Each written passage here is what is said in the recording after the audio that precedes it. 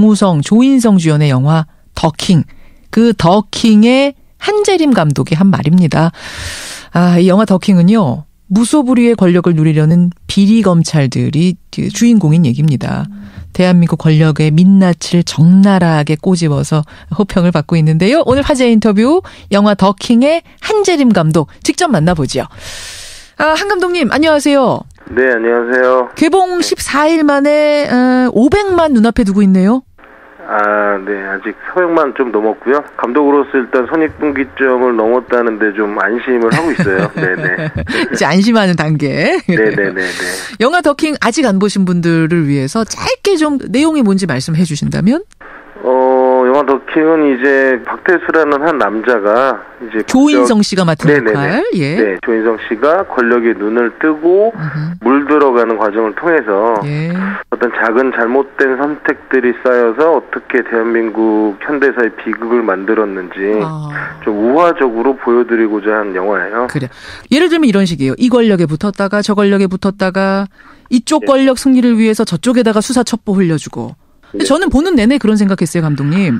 네네. 이게 사실일까? 진짜일까? 이게 사실이라기보다는 어떤 현대사를 보여주는 그런 추측이고 사실 우화로서 좀 받아들여졌으면 하는 마음이 있었죠. 개연성으로서. 네네. 저는 네네네. 가장 인상적이었던 장면이요.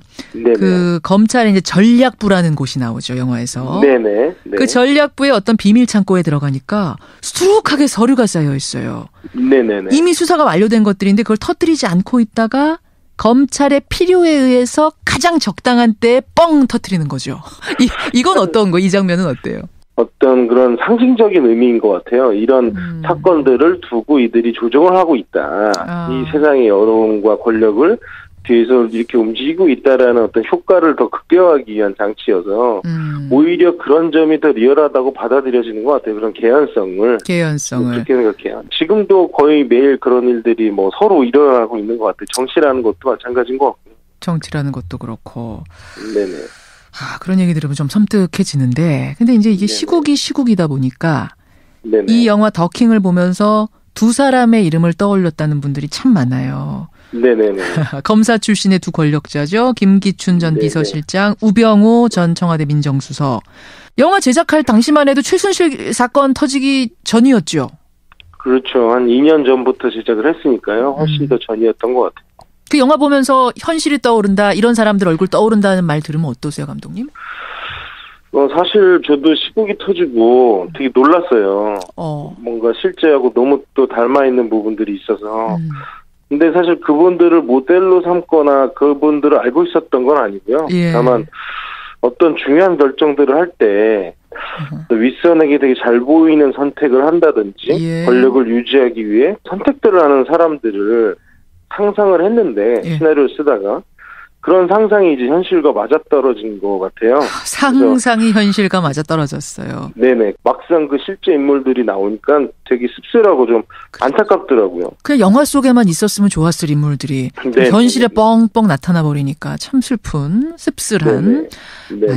맞아요. 바로 그 두 주인공이 정우성 씨, 조인성 씨. 네네네네.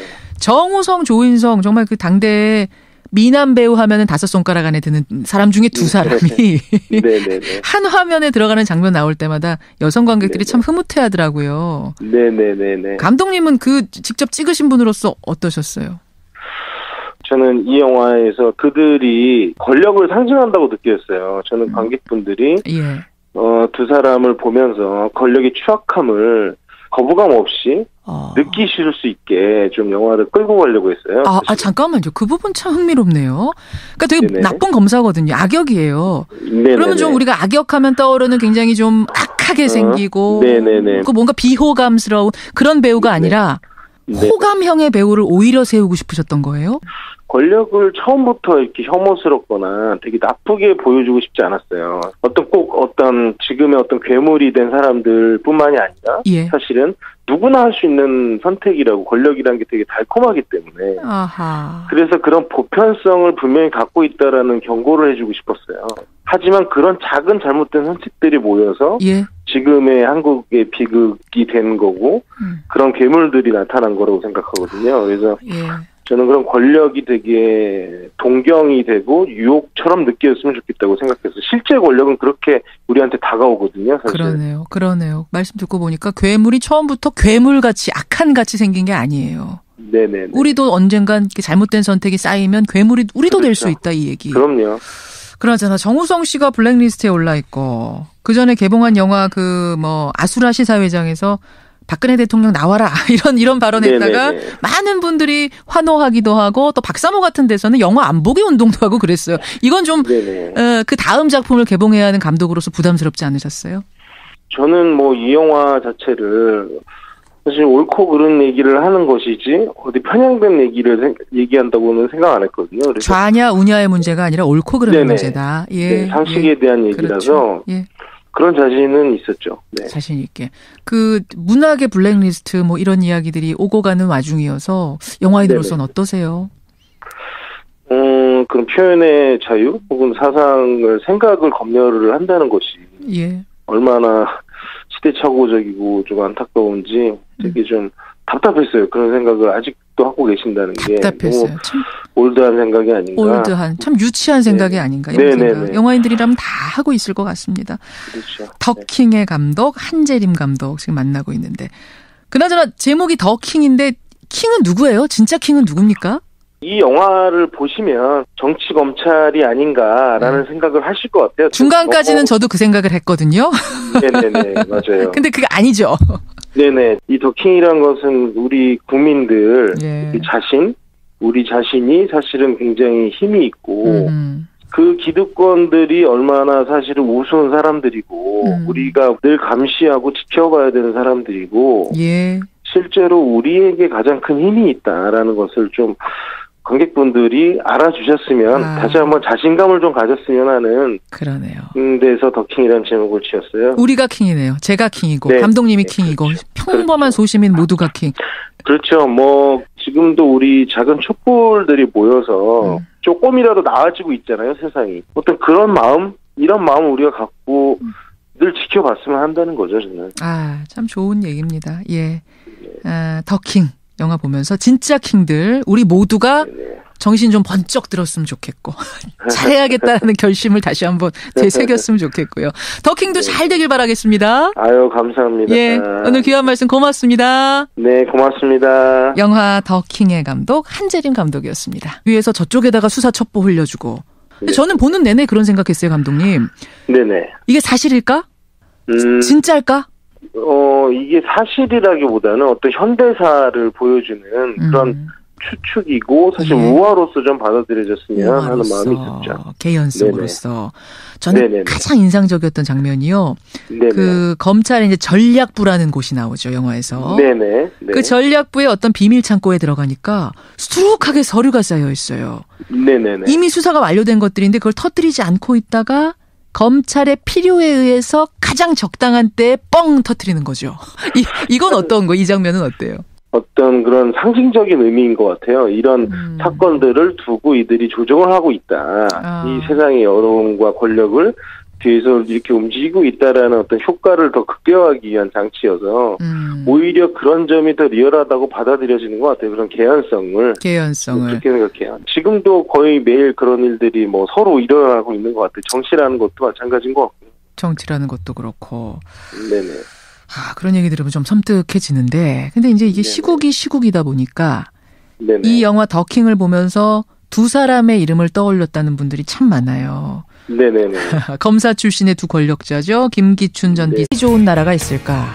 그 답답한 마음에서 이 영화를 만들었다. 예. 설 연휴 극장가를 달군 영화죠. 배우 정우성, 조인성 주연의 영화 더킹. 그 더킹의 한재림 감독이 한 말입니다. 이 영화 더킹은요. 무소불위의 권력을 누리려는 비리 검찰들이 주인공인 얘기입니다. 대한민국 권력의 민낯을 적나라하게 꼬집어서 호평을 받고 있는데요. 오늘 화제 인터뷰 영화 더킹의 한재림 감독 직접 만나보죠. 한 감독님 안녕하세요. 네 안녕하세요. 개봉 14일 만에 500만 눈앞에 두고 있네요. 네. 아직 서역만 좀 넘었고요. 감독으로서 일단 손익분기점을 넘었다는데 좀 안심을 하고 있어요. 네네. 이제 안심하는 단계. 네네네. 영화 더킹 아직 안 보신 분들을 위해서 짧게 좀 내용이 뭔지 말씀해 주신다면?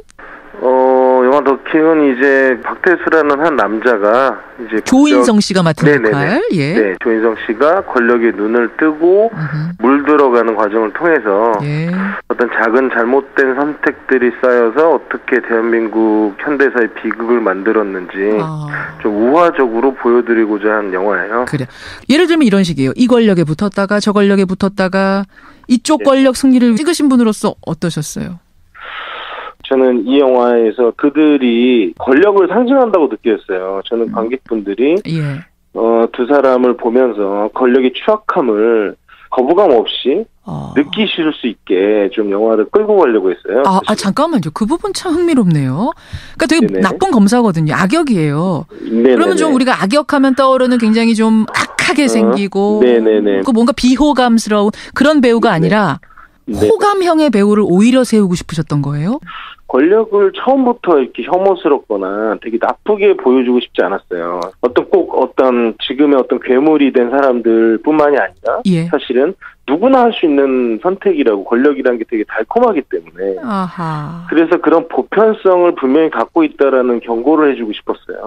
하지만 그런 작은 잘못된 선택들이 모여서 예. 지금의 한국의 비극이 된 거고 그런 괴물들이 나타난 거라고 생각하거든요. 그래서 예.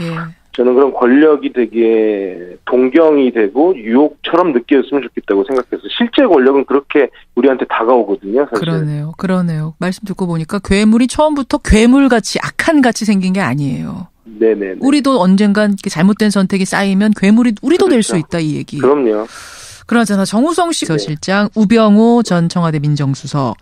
영화 제작할 당시만 해도 최순실 사건 터지기 전이었죠. 그렇죠. 한 2년 전부터 제작을 했으니까요. 훨씬 더 전이었던 것 같아요. 그 영화 보면서 현실이 떠오른다, 이런 사람들 얼굴 떠오른다는 말 들으면 어떠세요, 감독님? 사실 저도 시국이 터지고 되게 놀랐어요. 뭔가 실제하고 너무 또 닮아있는 부분들이 있어서.